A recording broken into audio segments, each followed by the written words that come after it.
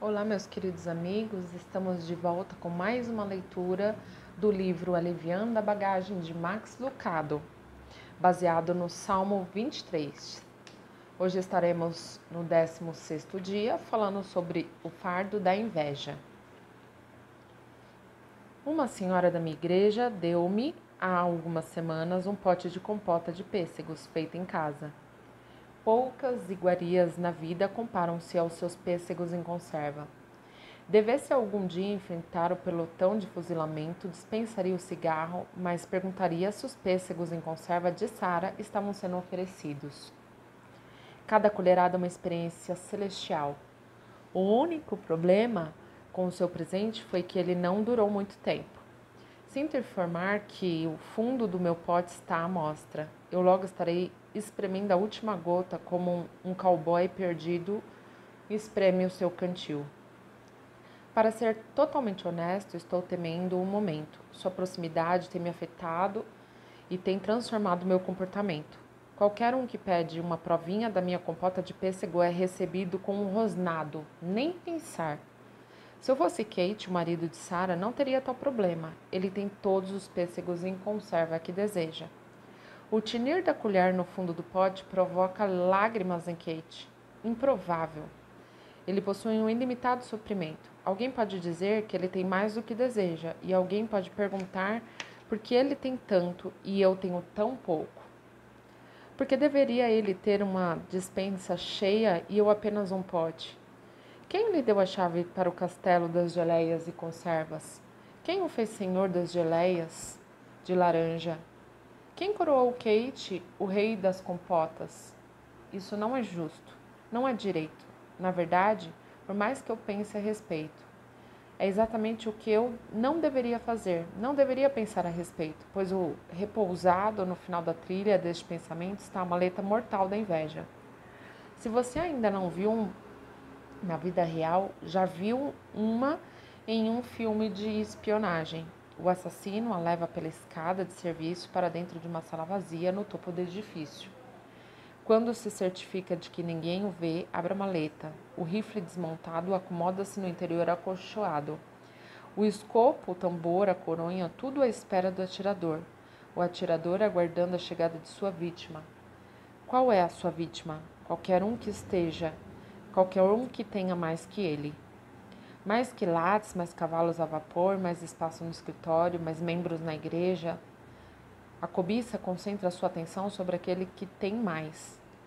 Tiago 4,2 diz: Cobiçais e nada tendes, matais e invejais, e nada podeis obter. Honestamente, Max, eu nunca faria isso. Eu nunca mataria. Com um rifle, talvez não, mas com a sua língua. Com seu olhar penetrante, sua fofoca, seus ciúmes. Isso é informado em Provérbios 6,34. Enfurece um homem. Você tem posto os olhos em alguém? Se o fez, cuidado, a inveja é a podridão dos ossos. Provérbios 14:30. Precisa de um restringente para a inveja, um antídoto para os ciúmes? Os salmos que estamos estudando nos oferece. Em vez de lamentar a compota de pêssego que você não tem, regozije-se no cálice transbordante do que você possui. Salmo 23:5 diz: O meu cálice transborda. Um cálice transbordante é um cálice cheio, absolutamente. O vinho atinge as bordas e derrama-se pelas beiradas. A taça não é grande o suficiente para conter a quantidade. De acordo com Davi, nosso coração não é grande o suficiente para conter as bênçãos que Deus quer nos derramar. Ele despeja até que elas literalmente flutuam por cima da borda e se derramem sobre a mesa. Você gostará do parágrafo seguinte, escrito no século atrás por B. Meyer. Qualquer que seja a bênção em seu copo, ele certamente transbordará. Com ele o bezerro é sempre o bezerro cevado, o manto é sempre o melhor manto, a alegria é indizível, a paz além do entendimento. Não há relutância na benevolência de Deus, ele não mede a sua bondade. Como um farmacêutico conta as suas gotas e mede as suas gramas, vagarosa e precisamente, gota a gota. O modo de Deus é sempre caracterizado. por numerosa e transbordante generosidade. A última coisa com que devemos nos preocupar é com não ter o suficiente. Nosso copo transborda de bênçãos. Deixe-me fazer uma pergunta crucial. Se o concentrar-nos em nossos itens reduzidos leva à inveja, o que aconteceria se nos concentrássemos nos itens intermináveis? Se a consciência do que não temos cria cobiça, seria possível a consciência da nossa abundância levar ao contentamento?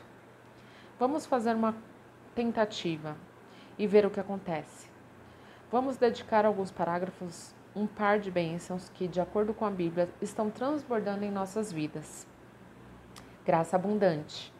Romanos 5:20, onde o pecado abundou, superabundou a graça. Abundar é uma abundância, um excesso, uma porção extravagante. Poderia um peixe no Oceano Pacífico preocupar-se em ficar sem oceano? Não, por quê? O oceano abunda com água. Precisa, todavia, ficar ansioso em achar espaço no céu para voar? Não, o céu abunda com espaço. Deve o cristão preocupar-se com a possibilidade de o cálice da graça ficar vazio?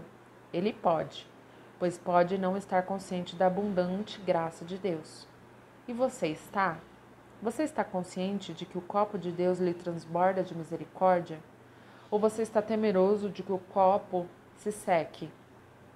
Sua garantia vai expirar. Você teme que os seus erros sejam grandes demais para a graça de Deus? Não podemos evitar inquirir se o apóstolo Paulo tinha o mesmo temor. Antes de ser Paulo, o apóstolo foi Saulo, o assassino. Antes de encorajar cristãos, ele matou-os. Como seria viver com um passado desses? Ele sempre encontrava crianças a quem tinha feito órfãs. Suas faces povoavam o seu sono? Paulo sempre perguntava: pode Deus perdoar um homem como eu? A resposta à indagação dele encontra-se na carta que ele escreveu a Timóteo. 1 Timóteo 1,14 diz: e a graça de nosso Senhor superabundou com a fé e o amor que há em Jesus Cristo. Deus não é avarento com a sua graça. Seu copo pode estar baixo de dinheiro ou influência, mas está transbordante de misericórdia.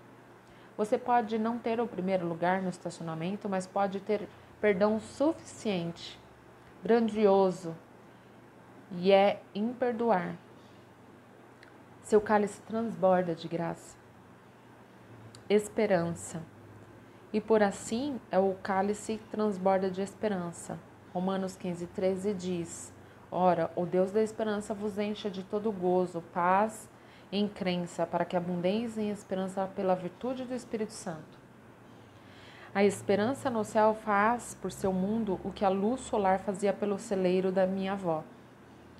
Devo a ela o meu amor por conservas em pêssego. Ela envasava a própria conserva e armazenava em um porão subterrâneo, perto da sua casa no oeste, no Texas. Era uma cova funda com degraus de madeira, paredes de madeira compensada e um cheiro de mofo. Quando o menino eu costumava descer lá e fechar a porta e ver quanto tempo conseguia ficar no escuro.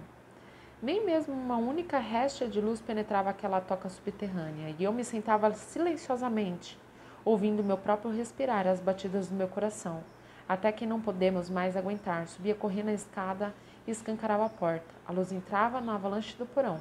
Que mudança! Momentos antes eu não podia nem ver, de repente podia ver tudo. Como a luz inunda o porão, a esperança de Deus inunda o seu mundo. Por cima da doença, ele faz brilhar raio de cura. Para o enlutado, ele dá a promessa do reencontro. Para a morte, ele acende a chama da ressurreição. Para o confuso, ele oferece a luz das Escrituras. Deus faz esperança. E se alguém nasceu mais magro ou mais forte, mais claro ou mais escuro que você, por que contar diplomas ou comparar currículos? O que importa se eles têm um lugar à cabeceira da mesa? Você possui um lugar à mesa de Deus e Ele está enchendo o seu copo até transbordar. O copo transbordante era um forte símbolo dos dias de Davi. No Antigo Oriente, os hospedeiros usavam-no para enviar uma mensagem ao hóspede. Enquanto o copo permanecesse cheio, o hóspede sabia que era bem-vindo. Mas quando o copo ficava vazio, sugeria ao hóspede que a hora era tardia. Naquelas ocasiões em que o hospedeiro realmente apreciava a companhia de uma pessoa, ele enchia o copo até transbordar. E não parava enquanto o vinho não atingia a borda. Ele continuava despejando até o líquido escorresse pelas beiradas do copo e derramasse a mesa. Você já notou como a sua mesa está molhada? Deus quer que você fique. Seu cálice transborda de alegria, transborda de graça. Não deve o seu coração transbordar de gratidão? O coração do menino transbordou. Não no começo, objeta você. Inicialmente ele estava cheio de inveja, mas o tempo ele foi se enchendo de gratidão. De acordo com a lenda, ele vivia com seu pai num vale, junto a uma grande represa.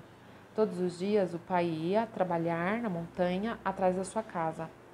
Retornava com um carrinho de mão cheio de terra. Põe a terra em sacos, filho, mandava o pai. Empilhe-os em frente à casa. E embora obedecesse o menino, reclamava.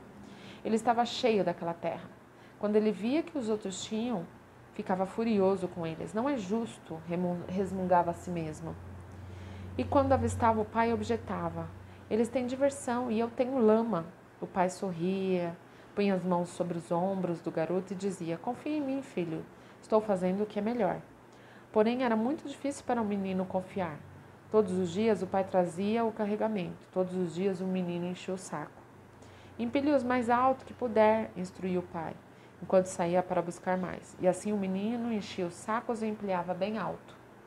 Tão alto que não podia ver além deles. Trabalhe duro, filho, disse o pai com um dia. Estamos ficando sem tempo. Enquanto falava, o pai olhava para o céu escuro. O menino fitou as nuvens e voltou-se para indagar sobre elas. Mas então o trovão ecoou e o céu o abriu. A chuva precipitou-se tão forte que ele mal podia ver. O pai traz água. Continue pilhando, filho.